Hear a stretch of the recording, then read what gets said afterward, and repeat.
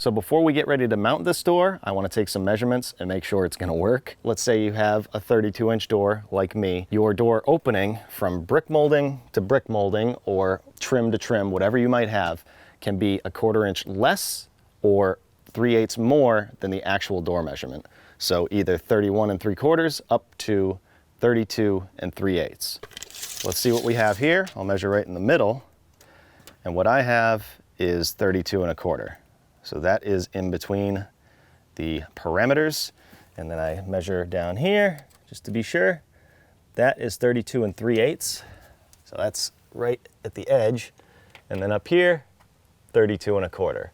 So I am good. I'm on the larger side of the parameters, which means I am probably gonna have to do a shim over here on the hinge side. And by the way, speaking of the hinge side, what I did was I added some screws right here just to be sure that this is going to be solid and the door doesn't sag over time. I went all the way up and down and added those because I want it to be solid.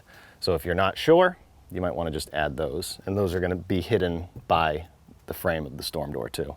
Another thing you want to check is the height. This is an 80-inch door, so you want the opening to be between 80 inches and 81 inches.